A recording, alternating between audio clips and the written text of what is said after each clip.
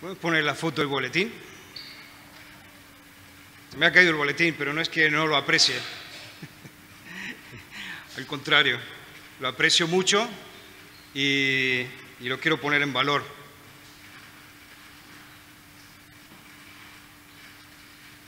Y quiero que pongamos la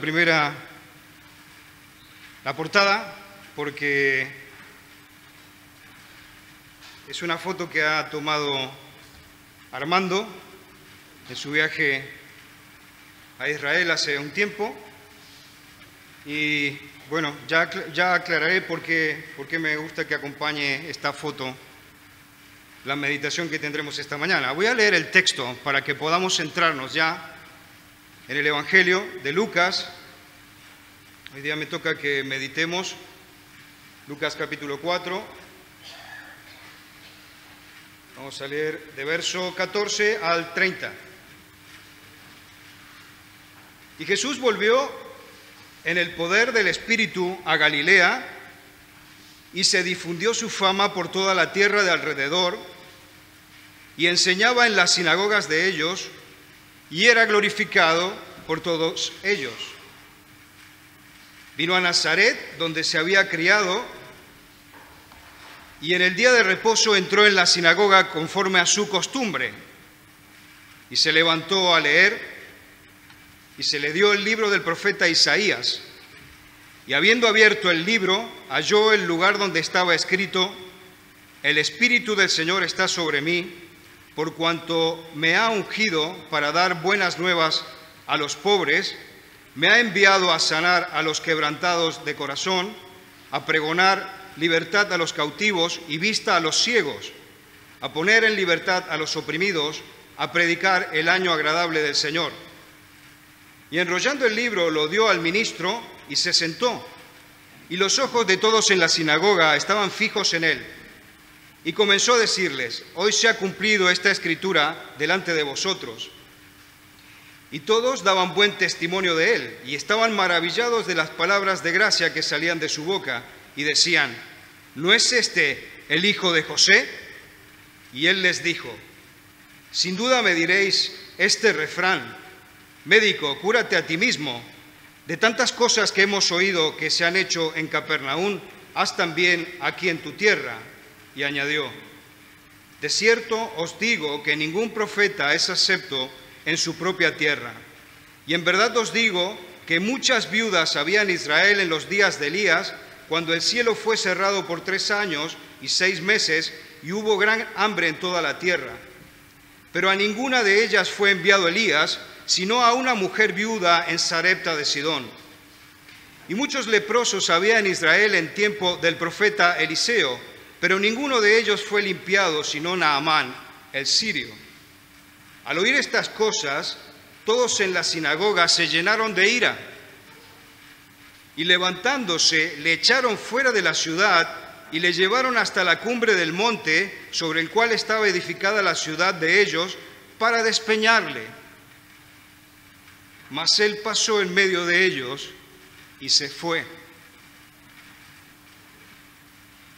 Y he querido que nos acompañe esta foto porque, leyendo un poco los comentarios de este texto, algunos, hablando de geografía, dicen que la ciudad de Nazaret no tiene montañas tan altas como para que hubiese pasado lo que dice el Evangelio. Pero hablando con Armando, que le estuvo allí por esa parte, le pregunté cómo es ese monte. Y entonces Armando literalmente me ha dicho: hombre, no es un monte tan alto, pero seguramente si te llevan de allí y te tiran, sí que te haces mucho daño. Y creo que la costumbre también era, ¿no?, que si veían que quedabas semi-inconsciente, te comenzaban a lanzar piedras hasta que morías. Por lo tanto, es muy interesante que tengamos esta foto hoy día que nos acompaña. Y no entendemos bien por qué Lucas coloca este rechazo de Cristo al principio del ministerio. Nuestra meditación entonces va a tener ese mensaje principal, que es ese rechazo que Jesús tiene en Nazaret, ¿no? Eso es la idea central. Y vamos a comenzar con este primer punto: ese ministerio que comienza en Galilea de Cristo y que Lucas lo pone respecto de los otros sinópticos en un momento diferente. Lo coloca al principio, cuando Mateo y Marcos lo ponen más tarde, y también es interesante el hecho de que Mateo le está dedicando más profundidad, le está dedicando más atención para describir lo que sucedió, y cuando contamos los versículos que ha dedicado para hacerlo, vemos que ha hecho 15 versículos, mientras Marcos utiliza solamente 5 versos y Mateo 6, menos de la mitad, ¿no?, de lo que dedica a Lucas. Pero creo que la sugerencia que surge en cuanto a importancia en este sentido es que Lucas lo que quiere hacernos entender es que el rechazo a Jesús fue una constante desde el principio de su ministerio. Y así como vamos a ver ahora que sucedió en esta situación que hemos leído, eso fue una constante en el ministerio del Señor Jesucristo. Y me llamaba la atención, gracias también Armando, porque aquí en el boletín nos ha puesto una hoja en la parte central donde habla de los rechazamientos que ha tenido el Señor, y he contado como 28. He contado como 28 rechazos entre los directos a Cristo y también a la Escritura, ¿no? El Señor normalmente recibe un rechazo. Y esto es lo que vamos a ver, ¿no?, la dinámica de lo que hay en el ministerio de Jesús. Cuando la gente lo oía, en principio demostraba interés, demostraba entusiasmo, inclusive asombro, como leíamos recién los comentarios, ¿no? Pero luego le daban la espalda al Señor. Y aquí es interesante porque cuando leemos, por ejemplo, Lucas 2, 39, 40, es la ciudad que ha visto crecer a Jesús. La familia de Jesús se desplazó cuando nació hasta Belén, donde nace Jesús, y después vuelven de nuevo a sentarse a Nazaret. Y dice Lucas en los versos estos 39 y 40, ¿no?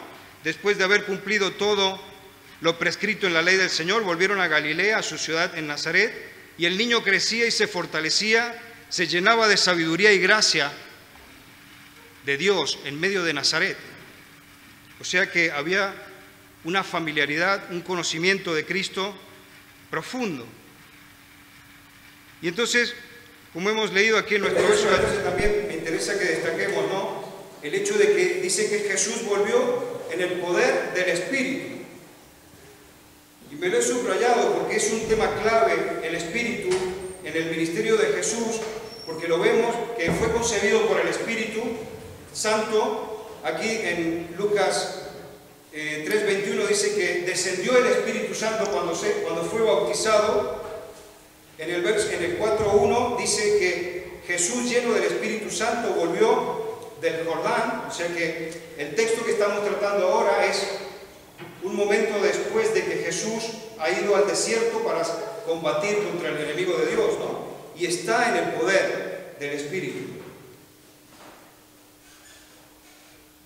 Y creo que esto es interesante para nosotros porque como discípulos de Cristo, como discípulas de Cristo, no podemos prescindir de nuestra relación con el Espíritu Santo. Si el Señor Jesucristo, vemos que constantemente el Evangelio nos dice que tenía una comunión íntima con el Espíritu, para nosotros es una referencia que no podemos dejar de atender. O sea que Él siguió caminando siempre a través de su vida y más en el ministerio que tuvo para enseñarnos, con el apoyo y el soporte del Espíritu Santo. Nos dice aquí que está iniciando este ministerio por Galilea. Me impresionaba un poco ver las dimensiones de Galilea de la época, porque Flavio Josefo dice que era una región amplia y densamente poblada. Habla de que más o menos a la época era una región con unos 3 millones de habitantes, o sea que más o menos estamos hablando de lo que sería Barcelona y todo el extrarradio.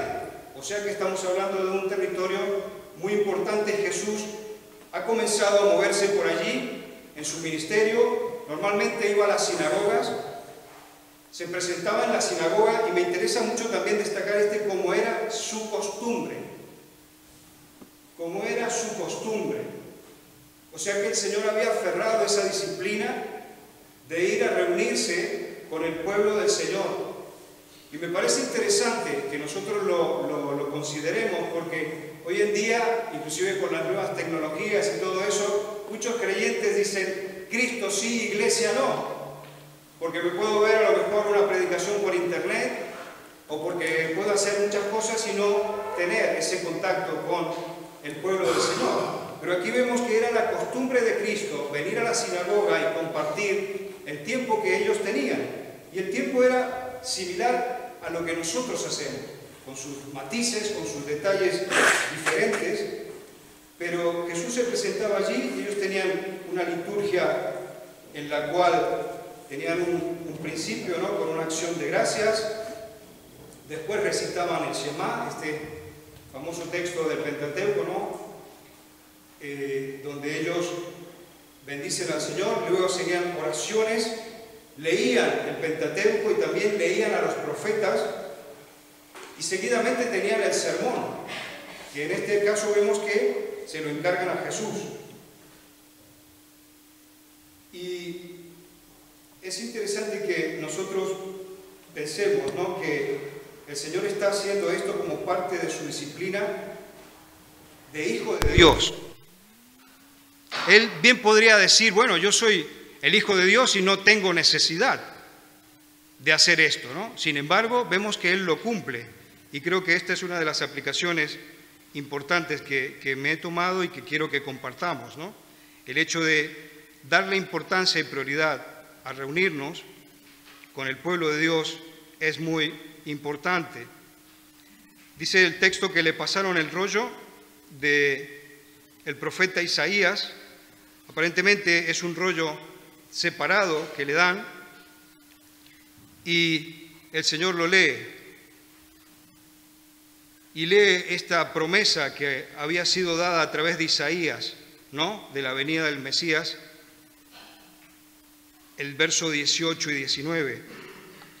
Lo lee y se sienta. En esa época se ve que el que enseñaba no tenía que estar de pie ante el auditorio, sino que se sentaba. Y todos se empezaron un poco como a asombrar, ¿no? Pero bueno, lo dejaron que se siente, y en ese momento sucede algo inesperado para ellos.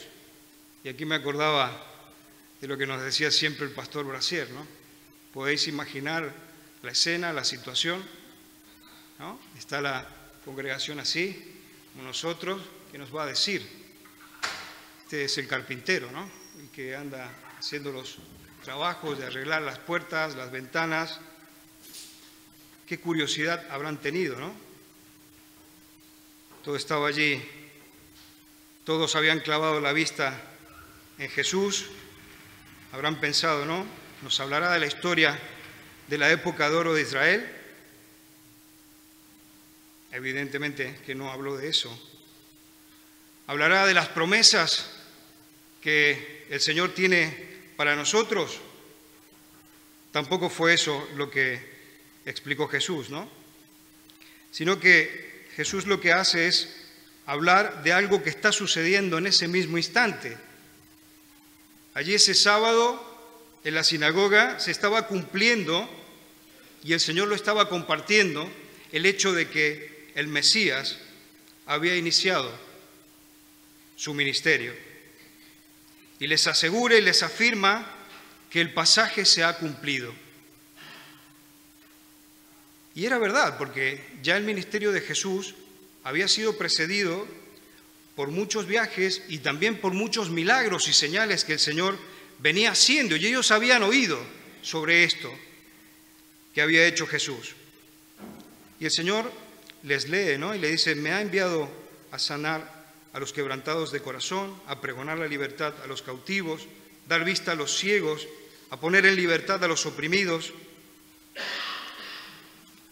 ¿Por qué decía esto el Señor?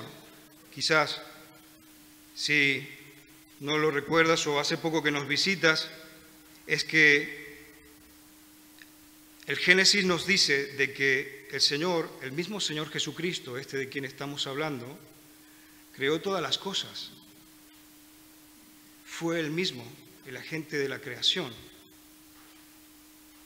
Pero luego de crear todo, y de dejarnos a la raza humana allí como la guinda del pastel de la creación, sucedió que nuestra raza humana dio las espaldas al Creador. Y entonces por eso entró lo que es la gran maldición que todavía perdura, ¿no?, en la creación. Y esto estaba originando, ¿no?, un cautiverio, gente esclava del pecado, gente con corazones quebrantados, ciegos espirituales. Y el Señor Jesucristo está declarando aquí que Él ha venido para romper esa dinámica. Ha venido para que eso cambie. Él está hablando aquí de que va a comenzar el año agradable del Señor. Y hace referencia al jubileo que se había enseñado también en el Pentateuco. Era una tradición, el jubileo era un año especial en el que todos los que tenían deudas se les quitaban las deudas.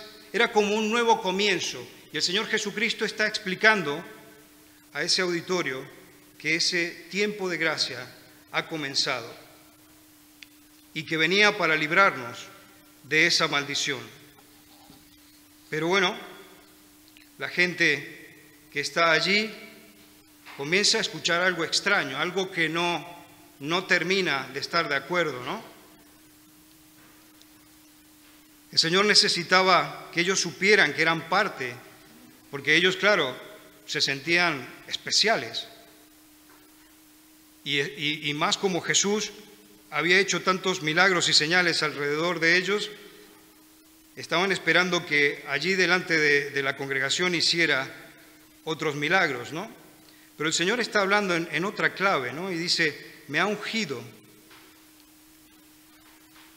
para dar esas buenas nuevas, ¿no?, a los pobres. Ellos no creo que se consideraran pobres, pero el Señor está hablando y dirigiéndose a un auditorio que lo considera pobre. Es que el pecado nos empobrece y el Mesías trae una liberación para esa situación, ¿no? Habla de estas personas que están con el corazón quebrado, ¿no? Es que el pecado rompe nuestro corazón. Al romper esa comunión con el Señor, el corazón queda sin sentido, como una brújula que está allí loca, ¿no? El Señor nos creó a ti y a mí para vivir en comunión con Él, para glorificarle y gozar de su presencia. Y si el pecado entra en nuestra vida, esa comunión con el Señor se rompe. Spurgeon hace un comentario muy interesante que me gusta compartirlo, ¿no? Dice, ¿cómo es que Él podía sanar los corazones quebrantados? Y nos lleva a la figura de Jesús, ¿no? Spurgeon comenta, dice, es que nuestro Señor no solamente fue ungido y enviado, sino que fue entrenado para sanar los corazones. ¿Y cómo, te preguntas? Porque Él tuvo que aprender y experimentar lo que era un corazón roto para podernos sanar a nosotros. Y la verdad que las conexiones son muy buenas para que las recordemos, ¿no? Jesús un día estaba allí con los discípulos, ya momentos antes de la pasión y la crucifixión. Jesús le dice a los discípulos, mi alma está muy afligida hasta el punto de la muerte. Quedaos aquí, velad conmigo. Mateo 26, 38. Y otro texto también que me gusta que leamos es Lucas 22, 44. Es cuando Jesús está también en la misma etapa, previo al juicio, la condenación y la crucifixión, y está allí orando en el monte. Y dice Lucas que era un momento de agonía, oraba con mucho fervor y su sudor se volvió como gruesas gotas de sangre que caían sobre la tierra. Su corazón aprendió lo que era estar quebrantado y roto, y de esa forma Él puede empatizar contigo, conmigo, con toda la gente que Él tiene que salvar. Y también creo que esto de pregonar la libertad a los cautivos es muy importante que lo meditemos y saquemos una aplicación personal. Ellos quizás se sentían bien en ese momento, pero el Señor les está tratando de cautivos, ¿no?, de esclavos. Y es que cuando nosotros, los seres humanos, vivimos lejos de los planes y la estrategia que el Señor pensó para cada uno de nosotros. Cuando nosotros damos la espalda a Dios, estamos como en un territorio hostil. Estamos esclavizados. Y leía hoy en día sobre el tema de las cosas que nos esclavizan, porque a lo mejor tú y yo esta mañana pensamos, no, pero que nosotros no somos esclavos de nada. Las tecnologías, es verdad, las tecnologías. El trabajo está considerado también como un problema de esclavitud. Tantas otras cosas. Leía, hay un comportamiento adictivo, se llama vigorexia. Se trata de gente que no para de mirarse al espejo para estar siempre mejor en forma y todo esto.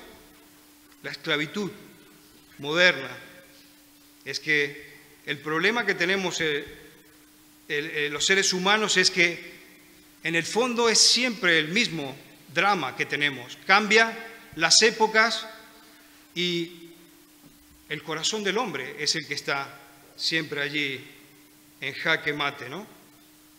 El Señor dice que quiere dar vista a los ciegos, ¿no? Porque el pecado, como decimos, ciega a la gente que no puede entender la realidad espiritual. Y es impresionante cómo aquí el Señor frena su lectura de Isaías y Él llega a leer solamente hasta un punto, porque el profeta había hablado de que el Mesías vendría, sí, para hacer todo este año de gracia, pero también venía a anunciar el tiempo de la venganza del Señor, la venganza de Yahvé. Pero Cristo aposta, frena la lectura y deja en stand-by el tiempo del juicio.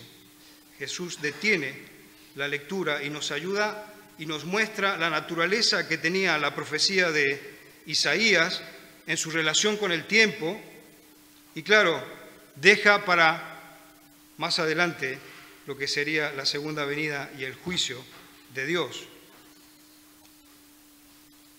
Y la gente estaba allí, oía el discurso de Jesús. Su reacción era que era un buen discurso. Estaban maravillados, dice el texto. Pero de pronto surgen dudas. Y la duda se expresa, ¿no?, con esta pregunta: ¿pero no es este el hijo de José?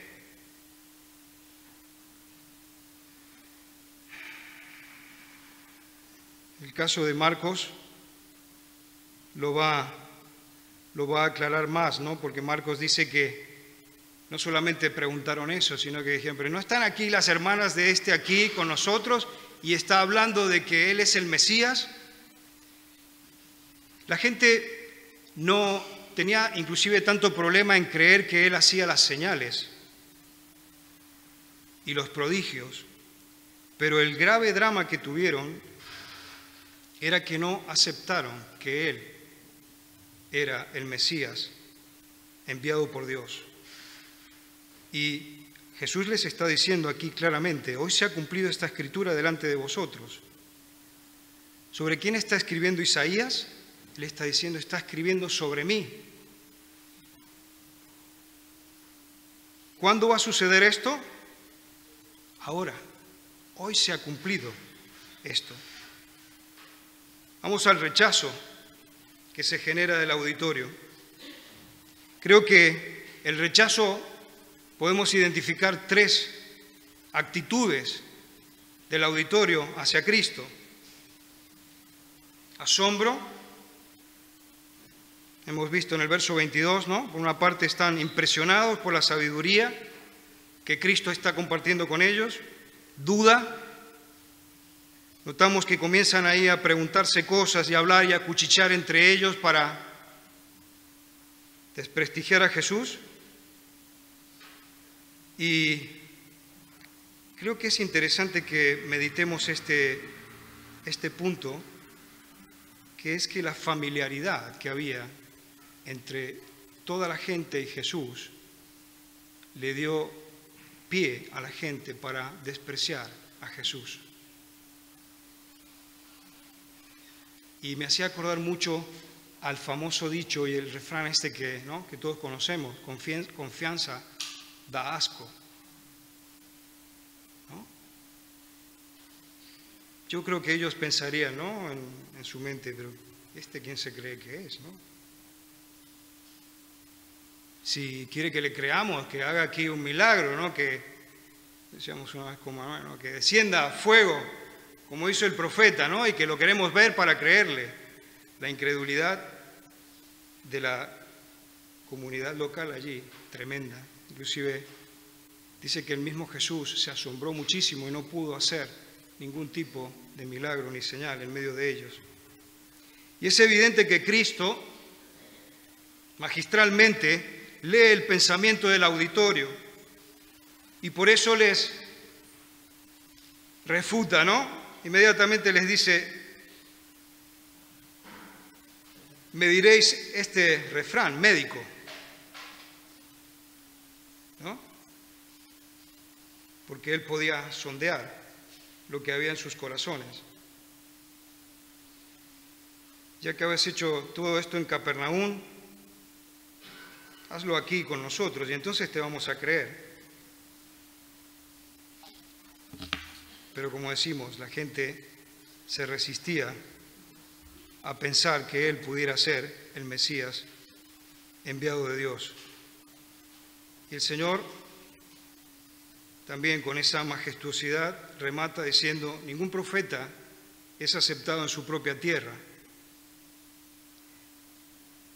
Y con eso quiere rebatir, ¿no?, esas pretensiones, esas expectativas, ¿no?, malsanas, un poco bajas, ¿no?, con el Hijo de Dios. Ellos pensaban que porque había estado allí en medio de ellos sirviendo, tenían que tratarlo de esa forma. Y aparte, ¿cómo iba a decir que los extranjeros eran mejor que ellos, no? ¿Cómo es que está diciendo que las viudas de allí son más importantes que nosotros? ¿Cómo va a decir que los leprosos de Siria son más importantes que nosotros? Y se desata la tercera dinámica de esa reacción, que es el odio sanguinario que tiene ese grupo contra Jesús. De pronto, la sinagoga se convirtió en una casa de locos. Explotó la furia de la gente, muy religiosa, ¿no?, muy santa allí, y de pronto sacan las uñas. Su rebote no tiene límites, se han vuelto locos. Y se lanzan sobre Jesús, lo cogen, lo sacan para la calle, se lo llevan a los empujones. Quizás iban con el texto también en la mente, ¿no? Texto de Deuteronomio que decía que, bueno, que si surgía un profeta falso en medio de ellos lo tenían que matar, tenía que morir. Y por eso es que ellos se lo llevan allí, como decía Armando, una colina que si te despeñaban realmente te mataban. Y tienen todas las intenciones de matarlo, dice que querían despeñarle.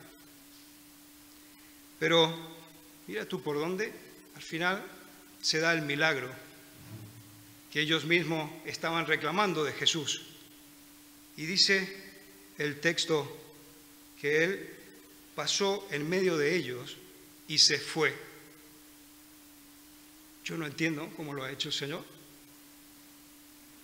No sé si paralizó a todo el mundo allí, si se quedaron así como de piedra o se hizo incorpóreo y pasó en medio de ellos, no lo entiendo, pero un milagro, porque lo iban a matar, iban a truncar la obra salvífica de Jesús. Pero él hace este milagro y se va del medio de ellos y después, bueno, ya lo comentamos si queremos, pero no vemos que Jesús vuelva nunca más a Nazaret. No volvió nunca más, no lo vemos en la Escritura que vuelva a Nazaret. Él se establece en otro lugar y sigue adelante su ministerio que nadie pudo frenar.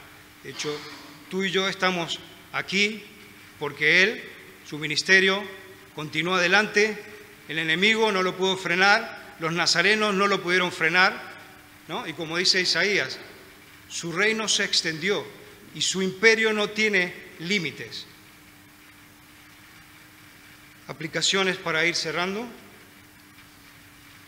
Me parece bueno reforzar esta disciplina de Jesús de reunirse, de priorizar las reuniones con la iglesia local, con las actividades que programamos con la iglesia local, priorizarlas. Todos tenemos una agenda, nuestras prioridades, pero bueno, Jesús aquí nos muestra que para Él era una prioridad. También me parece interesante el hecho que también de comentarios de John Piper, es bueno que lo tomemos, ¿no? Jesús aquí habla de lo que es su misión, ¿no? En 4:18-19 nos ha dicho qué es lo que quiere hacer Jesús con el mundo que está decadente, que está en el pecado, que está esclavizado y todo esto. Pero también Piper dice que es bueno que la iglesia tome para sí esa misión de Cristo. Y es buena la conexión, por ejemplo, en Juan 20:21, Piper dice que cuando Jesús se encontró con los discípulos, se presenta y habla con ellos, ¿no? Y le dice, paz a vosotros, como el Padre me ha enviado, así también yo os envío.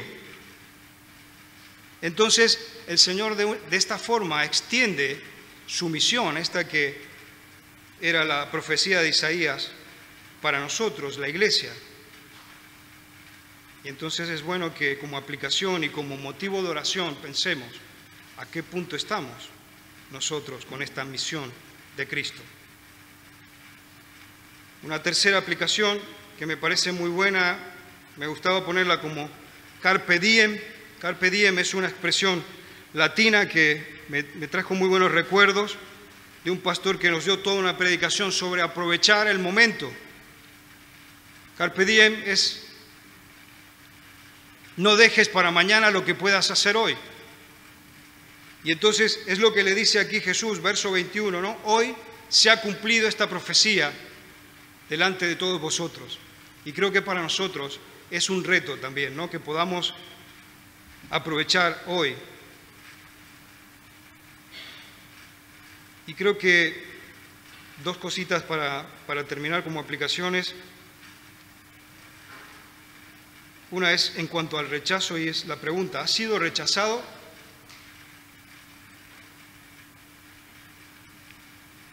Muchas veces somos rechazados en distintos ámbitos, pero es de mucha consolación